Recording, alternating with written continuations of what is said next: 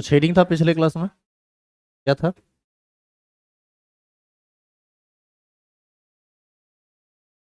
आपेक्षिक अवनमन के लिए राउल्ट का नियम। जवाब, वाष्प दाब के आपेक्षिक अवनमन के लिए राउल्ट का नियम।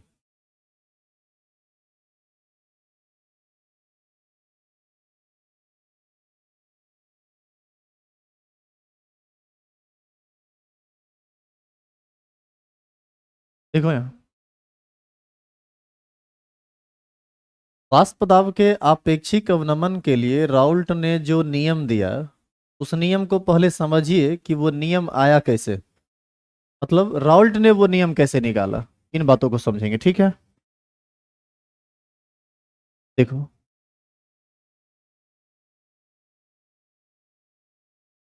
आप एक बर्तन लीजिए, इस बर्तन में आप पानी भर लीजिए।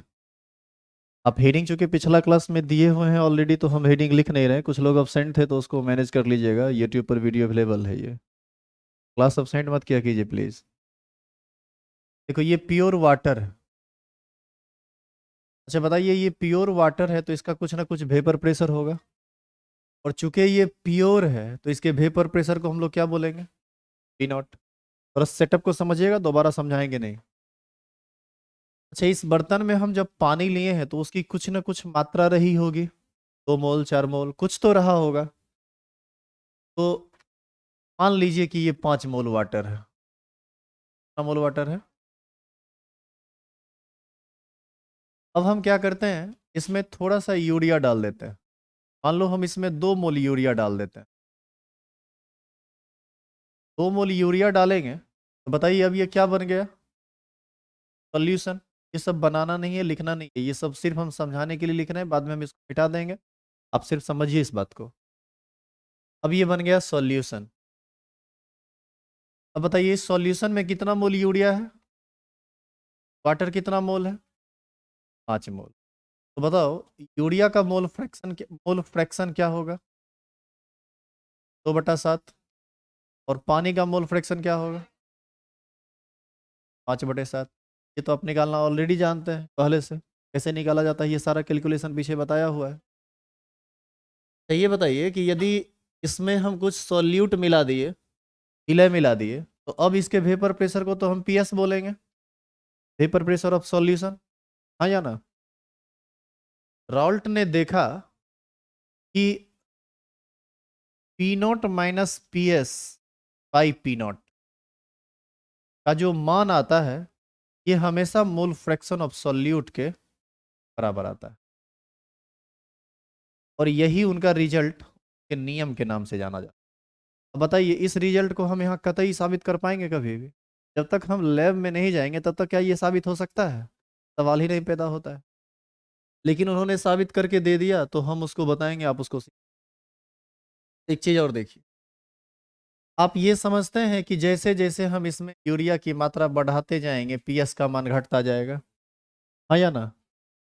यदि पीएस का मान घटता जाए, पीएस का मान घटता जाए तो ये ओवरऑल वैल्यू बढ़ता जाएगा। क्या ये मानते हैं? देखिए कैसे। पी नोट में से पीएस को घटाइएगा, ये वैल्यू जितना ज्यादा छोटा रहेगा, पी नोट माइनस पीएस का वैल्यू उतना ही बड़ा होगा। मैथमेटिक्स तो यही समझाता है आपको इससे। तो बताइए, P note minus PS by P note का वैल्यू तो जैसे जैसे पीएस का मान घटता चला जाएगा, वैसे वैसे relative lowering of vapour pressure बढ़ता चला जाएगा। और सवाल ये पैदा होता है कि ये घटेगा कैसे, जब हम विलय की मात्रा को बढ़ाएंगे। और यदि हम विलय की मात्रा को बढ़ाएंगे तो मोल फ्रैक्शन ऑफ यूरिया भी ना बढ़ेगा। देख रहे हैं, दोनों बढ़ रहा है। तो ये एक एक्सपेरिमेंटल बात है। उन्होंने कहा, रॉल्ट साहब ने कहा कि वाष्प दाब का आपेक्षिक अवनमन जो होता है, वह विलय के मोल प्रभाज के बराबर होता है हमेशा। यानी P naught minus P S by P naught is equal to mole fraction of solute. ध्यान रहे, मोल फ्रैक्शन ऑफ सॉल्वेंट नहीं, मोल फ्रैक्शन ऑफ सॉल्यूट। ये ध्यान आपको रखना है। मोल फ्रैक्शन ऑफ सॉल्यूट भी आप निकाल सकते हैं, मोल फ्रैक्शन ऑफ सॉल्वेंट भी निकाल सकते हैं। लेकिन इस फॉर्मूला में ये relative lowering of vapour pressure किसके इक्वल होता है? मोल फ्रैक्शन ऑफ सॉल्यूट के। क्लियर हुआ ये? अब जैसे मान लीजिए कि आप कोई दूसरा सेटअप तैयार करते हैं, आप मान लो यहाँ पर जल नहीं लेते हो, बेंजीन लेते हो, तो बेंजीन का भी कुछ ना कुछ वाष्प दाब होगा कि नहीं? तो भी हम पी नॉट मानेंगे। उसमें कोई सॉल्यूट मान लो, एल्कोहल डाल दिए, उसके बाद जो सॉल्यूशन बनेगा उसको हम क्या मानेंगे, पी एस। तो वहाँ भी P note minus P S by P note जो होगा वो मोल फ्रैक्शन ऑफ एल्कोहल के बराबर होगा, क्योंकि एल्कोहल को हम सॉल्यूट मान रहे हैं और बेंजीन को हम सॉल्वेंट मान रहे हैं। ठीक है, तो इस स्टेटमेंट लिखिए। तो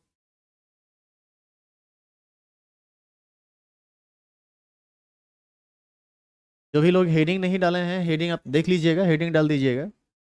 हेडिंग है राउल्ट के आंशिक दाब, वाष्प दाब के अपेक्षिक अवनमन के लिए राउल्ट का नियम। नीचे एरो देंगे, लिखेंगे नहीं, लिखेंगे वाष्प दाब का अपेक्षिक अवनमन, वाष्प दाब का अपेक्षिक अवनमन, वाष्प दाब का अपेक्षिक अवनमन विलयन में उपस्थित विलय, विलयन में उपस्थित विलय के मोल प्रभाज, विलयन में उपस्थित विलय के मोल प्रभाज के बराबर होता है। विलयन में उपस्थित विलय के मोल प्रभाज के बराबर होता है। बताइए, according to Raoult's R L E P is equal to क्या लिखा जा सकता है, मोल फ्रैक्शन ऑफ सॉल्यूट। बोलिए, ऐसा लिख सकते हैं। देखो ना, विलय का मोल प्रभाज पढ़ेंगे हिंदी में। अब देखो, relative lowering of vapour pressure तो हम लोग बोलते हैं delta P by P not. Delta P by P not बराबर कहा जा सकता है मोल फ्रैक्शन ऑफ सॉल्यूट। अब देखो, सुनना ध्यान से। अब हम जितना इक्वेशन आगे लिखते जाएंगे उतना फॉर्मूला बनता चला जाएगा, और सारे फॉर्मूला पर न्यूमेरिकल आपसे पूछा जा सकता है। पी नॉट, डेल्टा पी को हम लोग क्या लिख सकते हैं, P naught minus P S by P naught is equal to mole fraction of, ये लिखा जा सकता है या नहीं। तो ध्यान रहे, ये सब आपका फॉर्मूला है, इस सब में से कहां से क्वेश्चन दागेगा और किस रूप में दागेगा वो आपको पकड़ना पड़ेगा। और सुनिए, P naught minus P S by P naught equal to small N by small N plus capital N, ऐसा लिख सकते हैं। कैसे, क्योंकि आप याद कीजिए, मोल फ्रैक्शन ऑफ सॉल्यूट जब आप पढ़ रहे थे मोल प्रभाज, ये बताया गया था विलय का मोल बटे टोटल मोल, याद है आपको। और आप याद कीजिए, इसी को ना W1/m1 बटे W2/m2 प्लस W1/m1 करके लिखे थे। तब तो एक और फॉर्मूला बन सकता है आगे, P naught minus P S by P naught is equal to W1/m1 बटे W1/m1 प्लस W2 बटे,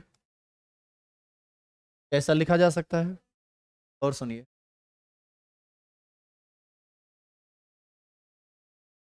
मोल fraction of solute plus mole fraction of solvent किसके बराबर होता है, एक के बराबर होता है। यहां से then mole fraction of solute बराबर क्या लिख सकते हैं, तो लिख सकते हैं 1 - मोल फ्रैक्शन ऑफ सॉल्वेंट, ये लिखा जा सकता है। ये बातें हो सकती हैं, इसलिए naught minus P S by P naught is equal to, mole fraction of solute होता है ना, हम लोग लिख सकते हैं 1 - मोल फ्रैक्शन ऑफ सॉल्वेंट। आई बात समझ में, सारी बातें हो, और जितनी सारी बातें हो सकती है न्यूमेरिकल हर बात पर है। अब आप न्यूमेरिकल देखो, कोई भी आदमी चाहता, कोई भी स्टूडेंट चाहता है कि न्यूमेरिकल उससे बने, आप भी चाहते हो। एक बात आप दिमाग में सेट कर लीजिए, न्यूमेरिकल आपसे तभी बनेगा जब आप थ्योरी के एक एक बात को समझ, इसे कभी न्यूमेरिकल नहीं बनेगा, सिर्फ शौक पालने से नहीं होता। शौक है कि हम हाथी पाले, 4 गो हाथी, खिलाने के लिए चारा है ही नहीं, पाल पाइएगा हाथी? आपको आप शौक रखते हैं कि हम आईटी एडवांस लेवल का न्यूमेरिकल सॉल्व करें और थ्योरी कुछ नहीं जानते हैं, तो फिर परेशानी होगी। या फिर बीच बीच में अब्सेंट कर करके, जैसे कि आप शिवरात्रि मनाते हैं, सोमवार रविवार मनाते हैं और सोमवारी और मनाते हैं, बहुत सारे लोग कल लापता थे। ऐसे लोगों को तो मैं कुछ नहीं कहूँगा, हम समझ रहे हैं कि आप हड्डी से पतित हैं, आप सुधरने वाले में से नहीं। आप खाली यहाँ आइएगा, हमको रुपया दीजिएगा, दिन काटिएगा, जाइएगा, फिर मन होगा कभी आने का आइएगा, नहीं मन होगा नहीं आइएगा। फिर आप जब अक्टूबर नवंबर आएगा, तब आप खोजिएगा क्रैश कोर्स कब स्टार्ट होता है। कोर्स तो आपको समझ में आया नहीं, क्रैश कोर्स किसी के बाप का औकात नहीं है कि दे के। इसलिए अभी से माइंड सेट कर लो, क्लास रेगुलर रहना है, शुरू से ढंग से पढ़ोगे तो हमारी पढ़ाई बहुत अच्छी होगी। केमिस्ट्री में क्रैश कोर्स सिर्फ उन लोगों के लिए होता है जो साल भर पढ़ें। लास्ट में देखना 6 गो कॉपी भर जाएगा, जो कॉपी दिए है ना, कॉपी मिला है ना ऑफिस से रजिस्ट्रेशन के वक्त, कम से कम 6 गो 7 गो कॉपी भरेगा। और तुम्हारी क्षमता नहीं होगी उस सारे कॉपी को रट लेने की, ना भी ब्रिलियंट इसे पहचान। तो क्रैश कोर्स सिर्फ उनके लिए है कि वो 6 कॉपी जो समझे हुए हैं उनको फिल्टर्ड करके बताया जाएगा, तो उनको याद रहेगा। अब जैसे मान लीजिए हम आपको 10 महीना के बाद जब आपका एग्जाम का टाइम होगा, तब हम आपको ये बोलेंगे कि देखो ऐसा है कि कुललता जो है ना बहुत ज़रूरी चीज़ है, का डेफिनेशन है। और उस समय क्रैश कोर्स में मान लो रीडिंग लिखा दिए, कुललता से आप क्या समझते, और हम उसका डेफिनेशन लिखा के उसका फॉर्मूला वगैरह है वो बता दिए। तो ये बात सिर्फ उनको समझ में आएगी जो ऑलरेडी पढ़े हुए हैं। तो नया आदमी को कैसे समझ में आएगा कि किले का मूल क्या होता है, पूछेगा ये मूल, औकात ही नहीं है पढ़ने का। इसलिए क्लास अभी से रेगुलर रहो, ये सब बात हम रोज। दूसरी बात, रेगुलर रहना है तो आओ पढ़ने के लिए, रेगुलर नहीं रहना है तो प्लीज़ छोड़ दीजिए, आप नहीं समझ पाएंगे, आपका रुपया बर्बाद हो जाएगा। और ऐसी स्थिति में रुपया बर्बाद आप करेंगे, जानबूझ के आप दोषी होंगे नहीं समझने के लिए, और गाली हमको पड़ेगी, आपके गार्जियन से भी, और कभी कभी तो तुम भी दे दोगे गाली, क्योंकि तुमको तुम्हारा गलती थोड़े समझ में आता है, तुम तो बच्चे हो, नादान हो ना, इसलिए कह रहे हैं। लिखना शुरू कीजिए।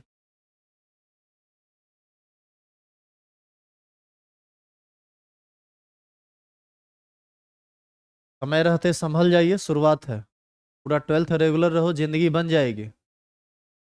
तो 12th खराब हुआ, समझ लो जिंदगी खराब हो गया, तुम्हारा करियर गया, तुम्हारा पता ही नहीं चलेगा 12th के बाद कि घास काटना है कि बकरी चराना है। हालांकि वो भी खराब काम नहीं है, कर सकते हो, लेकिन यदि पढ़ लिख के वही काम करना है, फिर पढ़ लिख क्यों रहे हैं, तो ये है।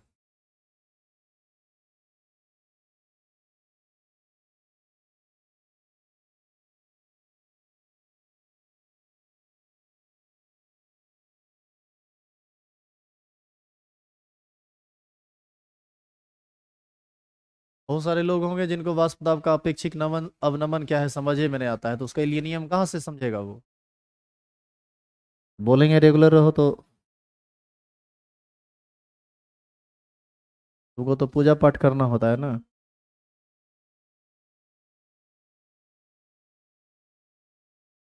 इस सब को हम घेरे नहीं हैं, क्योंकि कितना हम घेरेंगे, ये सब इंपॉर्टेंट फार्मूला है, तो आप भी घेरिए मत, ध्यान रखिएगा आगे न्यूमेरिकल पर।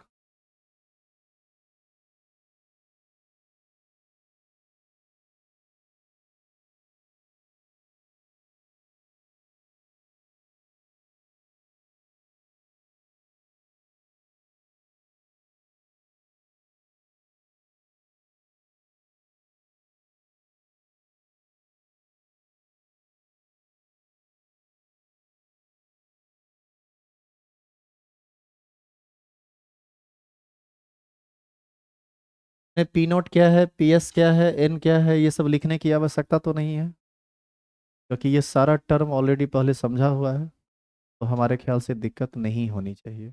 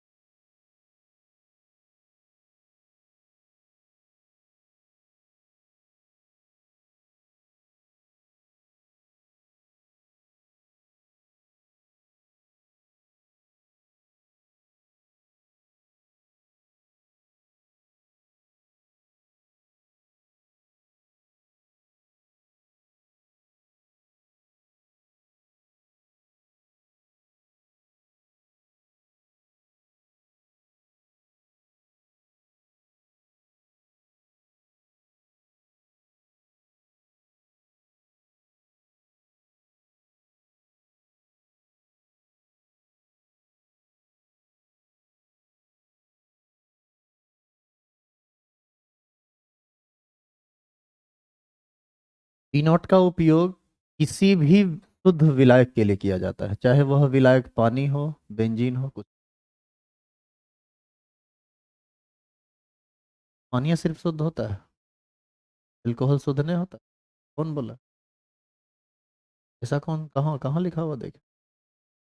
किस चीज़? अल्कोहल किस चीज़ का मिश्रण? पानी भी तो कोई चीज़ से बना ही होता है, हाइड्रोजन से, ऑक्सीजन से। इसका मतलब आप यौगिक या अणु का परिभाषा ही नहीं जानते हैं।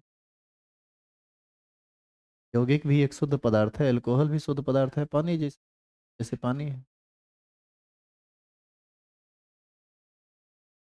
देखिए, जब दो या दो से अधिक तत्व निश्चित अनुपात में मिल जाते हैं ना, तो वह एक शुद्ध पदार्थ कहलाता है। जैसे जल किसी भी अनुपात में मिला हुआ रहता तो वो होता है मिश्रण, और निश्चित अनुपात में रहेगा तो वो शुद्ध पदार्थ माना जाए। हो गया लिखा हुआ? असाइनमेंट निकालिए तो सभी आदमी।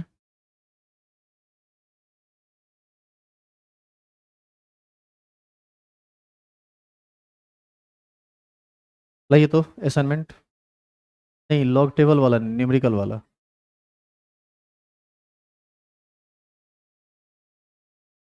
पहले सुनो, न्यूमेरिकल वाला सारा असाइनमेंट ले चुके हो? 100 न्यूमेरिकल का एक सेट है। यदि नहीं लिए हो तो अभी भी जाओ, ऑफिस से जाओ ले लो, और रुपया नहीं लेगा तुमसे, ऐसे ही देगा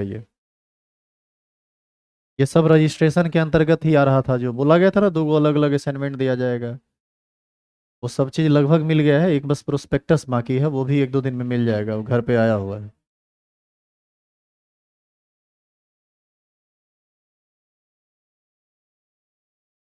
पेज नंबर 3।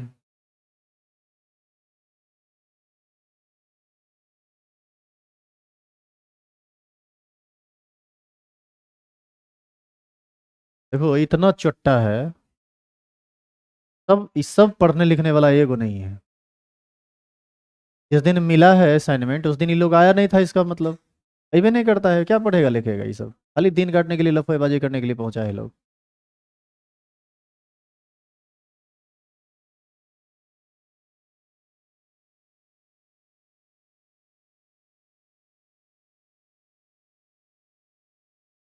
चलिए निकालिए पेज नंबर 3, असाइनमेंट का page number 3, question number 55, 55।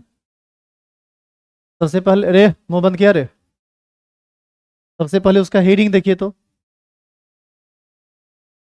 Heading है ना, Raoult's law of relative lowering of vapour pressure. तो इसमें क्या है ना कि इस सेट में पूरा का पूरा असाइनमेंट का जो मेन थ्योरी है कि किस थ्योरी से क्वेश्चन है वो लिखा हुआ है। ये आपको हेल्प करेगा यदि आप सडनली से क्वेश्चन निकालेंगे, तो आपकी मदद करेगा इस बात को जानने में कि ये क्वेश्चन किस थ्योरी से रिलेटेड है।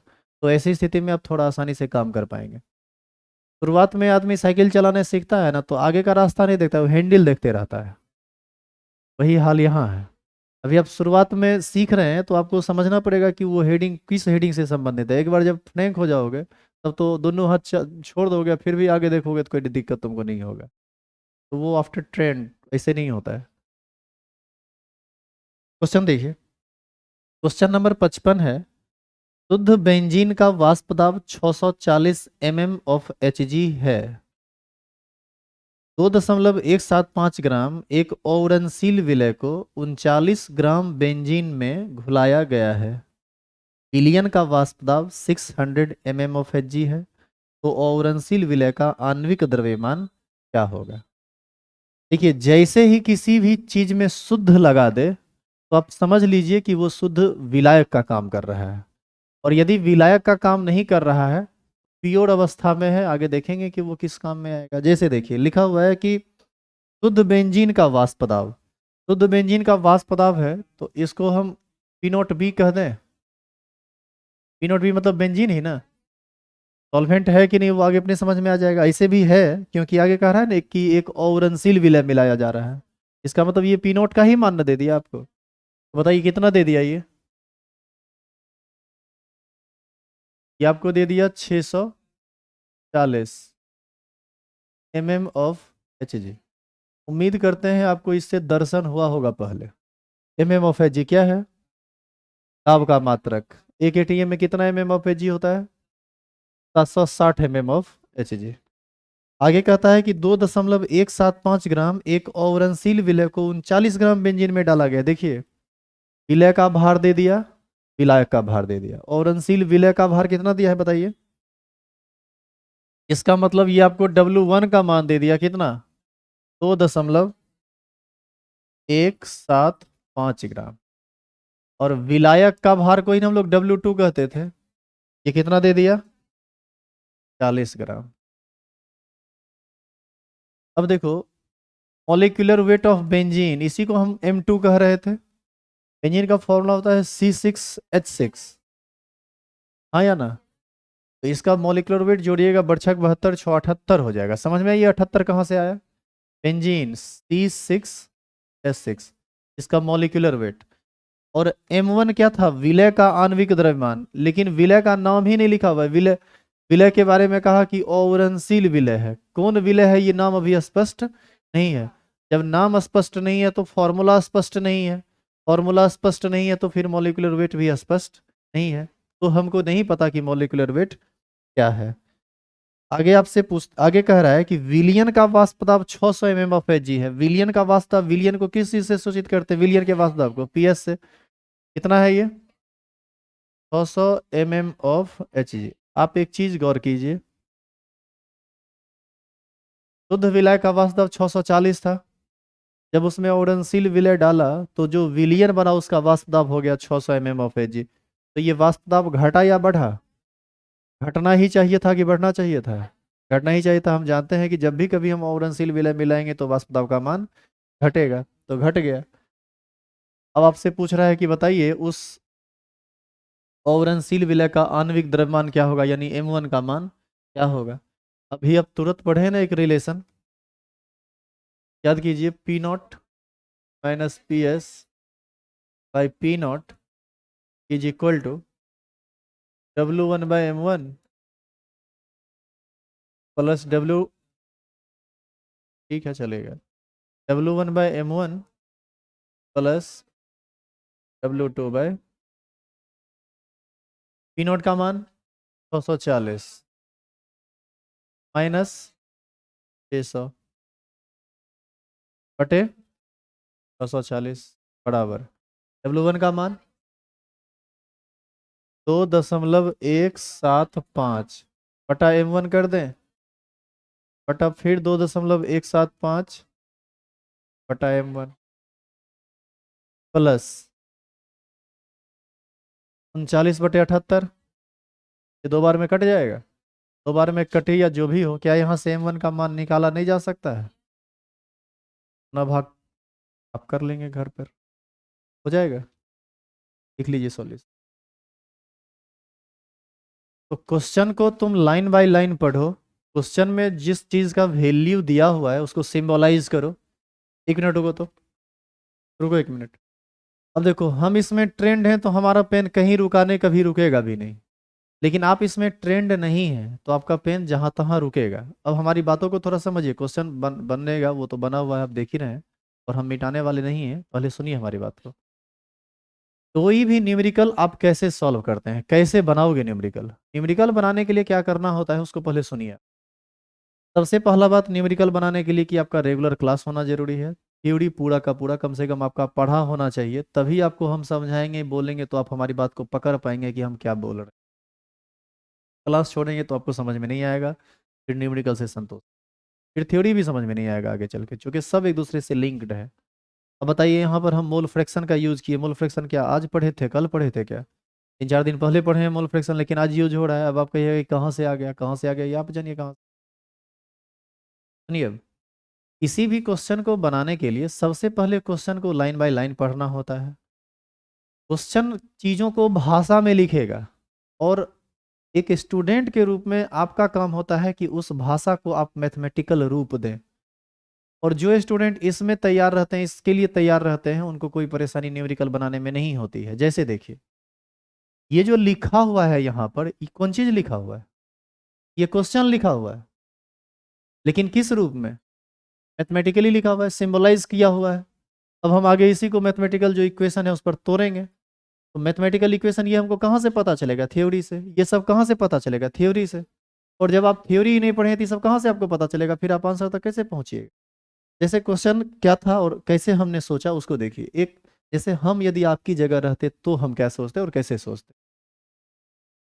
क्वेश्चन है कि शुद्ध बेंजीन का वाष्प दाब 640 mm ऑफ Hg है। हमने एक लाइन पढ़ा, हमारे पास काफी समय है, हम देखेंगे घर पर जाके जब आप आराम से बनाओगे। तो सोचना है कि जब कह रहा है कि शुद्ध बेंजीन का वाष्प दाब 640 mm ऑफ Hg है, इसका मतलब किसी बर्तन में शुद्ध बेंजीन रखा हुआ है, उसमें कुछ मिला हुआ नहीं है।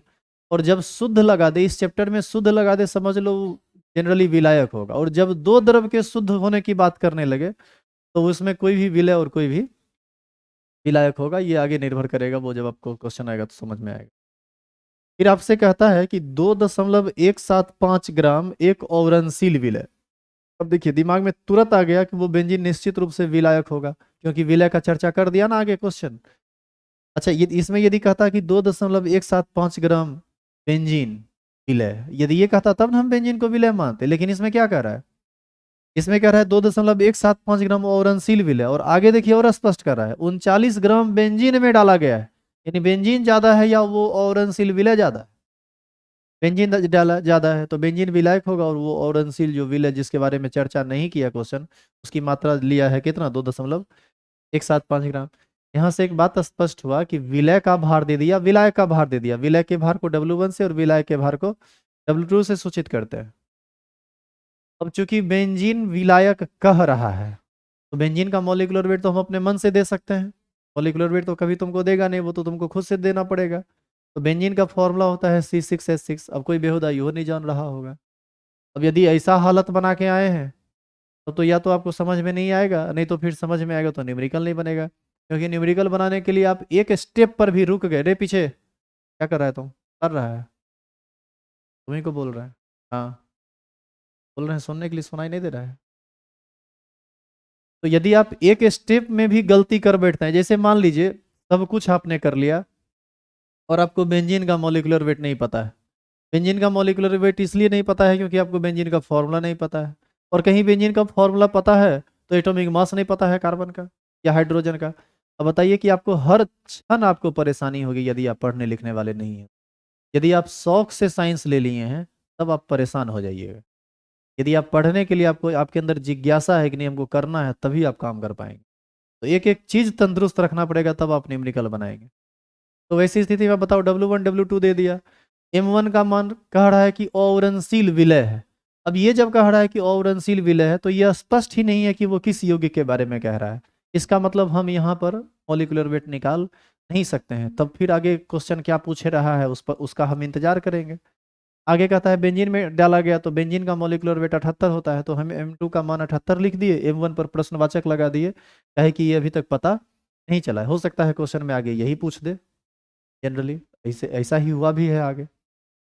फिर कहता है कि विलियन, ऐसा करने पर विलियन का जो वाष्प दाब है 600 mm ऑफ Hg हो जाता है। तो हमने पहले ही पढ़ा है कि शुद्ध विलायक में जब आप विलय डालते हैं, औरनशील विलय, याद कीजिए औरनशील विलय मिलाने का प्रभाव, तो वाष्प दाब क्या होता है, घट जाता है।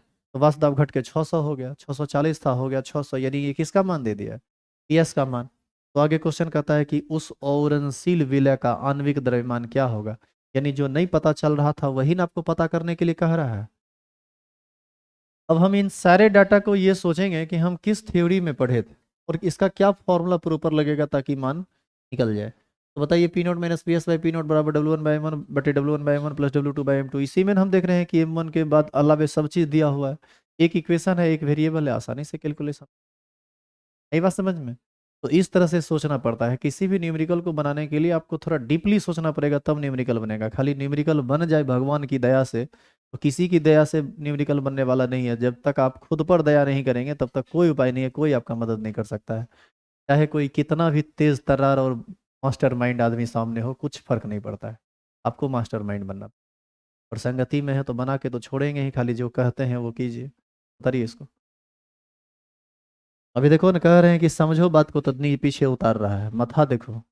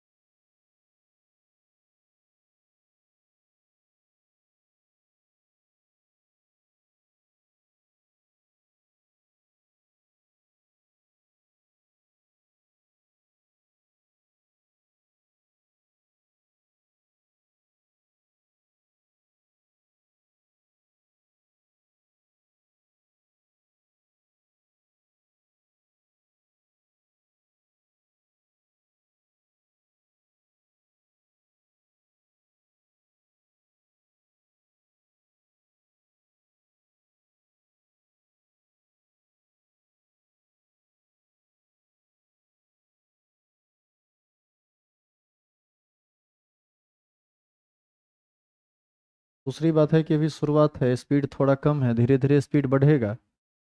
कोशिश कीजिए कि सब लोग स्पीड को मेंटेन करें। सिस्टम से फेंकाइएगा तो दोबारा संभल नहीं पाइएगा। केमिस्ट्री और ऐसा सब्जेक्ट है, एक बार गिर गए तो आपको उठा और कोई नहीं सकता है। और मेरे पास उतना टाइम नहीं है कि आपको एक्स्ट्रा में हम टाइम दें। एक्स्ट्रा में टाइम देने के लायक आप हैं भी नहीं। इतना व्यवस्था में नहीं पढ़िएगा तो एक्स्ट्रा में कौन चीज़ पढ़िएगा।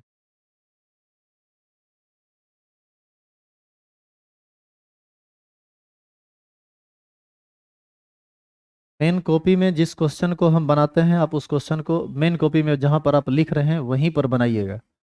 मन हो क्वेश्चन लिखने का तो घर पर जाके क्वेश्चन लिख लीजिएगा, क्वेश्चन के लिए जगह छोड़ दीजिए, नहीं तो क्वेश्चन का नंबर डाल दीजिए। हालांकि बेहतर होगा कि घर पर जाके क्वेश्चन लिख लीजिएगा। ऐसा इसलिए क्योंकि असाइनमेंटेड तो है, 3 पेज है, एक चैप्टर खत्म होगा उसके बाद ये पेज कहाँ लापता हो जाएगा। नहीं रवि, ये सब किलो के भाव में सब पापड़ी खा लोगे अपना। क्या जरूरत है ये सब रखने का, ब्रिलियंट आदमी हो तुम।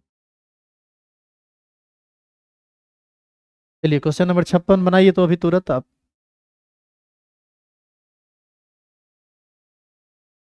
क्वेश्चन नंबर 56 अभी आपको बनाना है, तभी हम आगे का थ्योरी स्टार्ट करेंगे, ऐसे नहीं।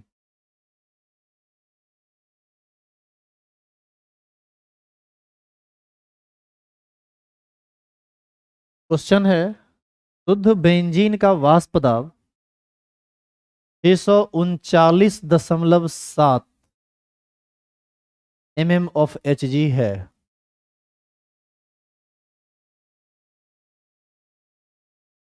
तथा बेंजीन में एक विलय के विलियन का वाष्प दाब 631.9 of Hg है। तो उस विलियन की मोललता क्या होगी? मोललता क्या होगी मतलब स्मॉल m का मान आपसे पूछ रहा है।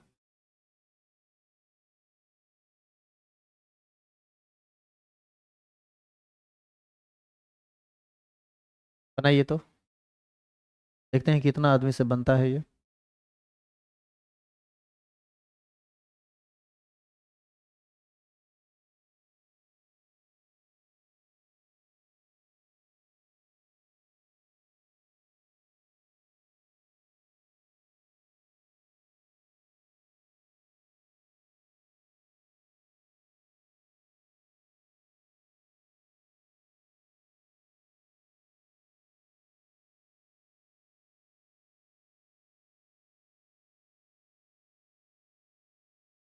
बन जाएगा क्या?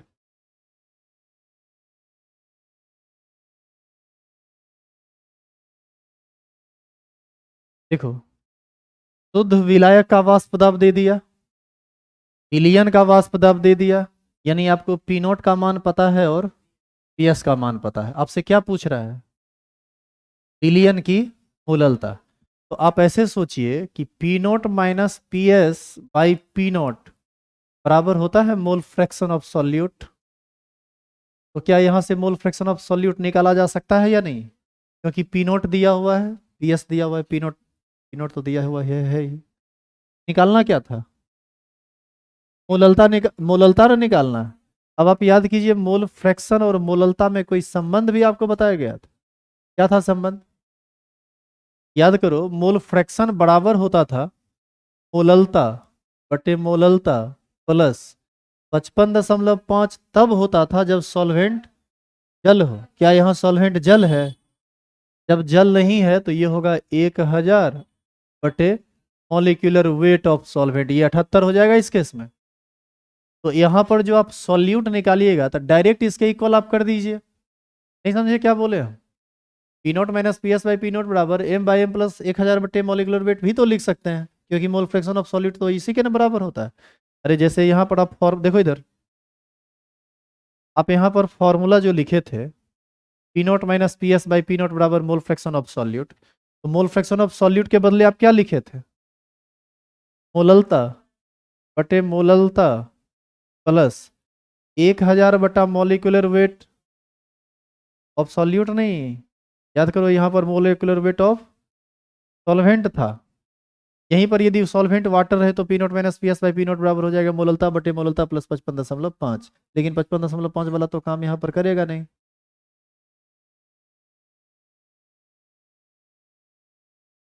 देखिए, आप कुछ थियोरिटिकल बात लिख लीजिए। P naught minus P S by P not बराबर होता है मोल fraction of solute.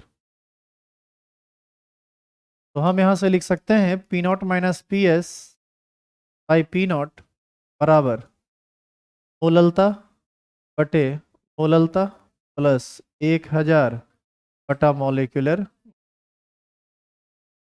Of solvent, लिख सकते हैं ऐसा। और इसी को हम लोग लिख सकते हैं P naught minus P S by P naught is equal to molality, but क्योंकि मोल फ्रैक्शन ऑफ सॉलिड बराबर यही ना पढ़ाया गया था पीछे। इसको क्या लिख सकते हैं, मोललता बटे मोललता प्लस 55.5। लेकिन ये फॉर्मूला कब अप्लीकेबल है,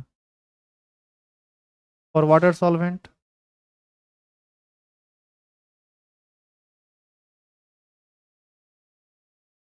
अब इस क्वेश्चन को ध्यान से देखिए। इस क्वेश्चन में कह रहा है कि शुद्ध बेंजीन का वाष्प दाब 639.7 ऑफ एच जी है।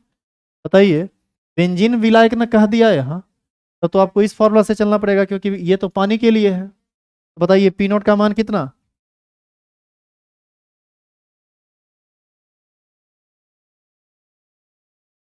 क्वेश्चन नंबर कितना है, 56। और माधव को बुलाओ, तो माधव इधर आओ तो।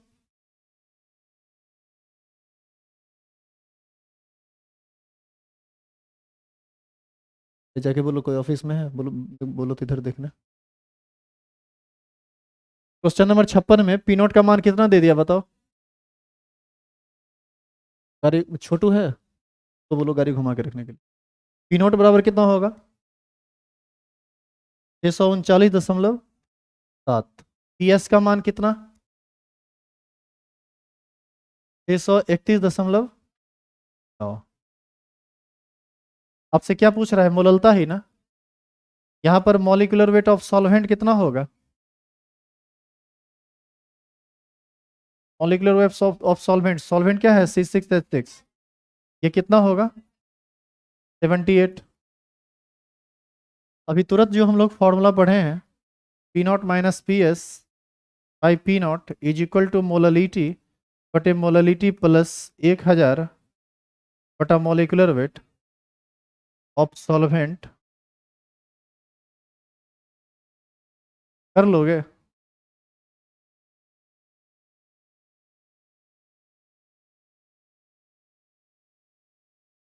क्वेश्चन नंबर 57 और 58 कल बना के लाएंगे।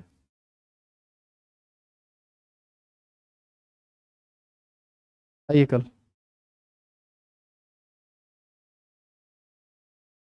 ये फॉर्मूला लिख लो तो पहले, इनका है ये।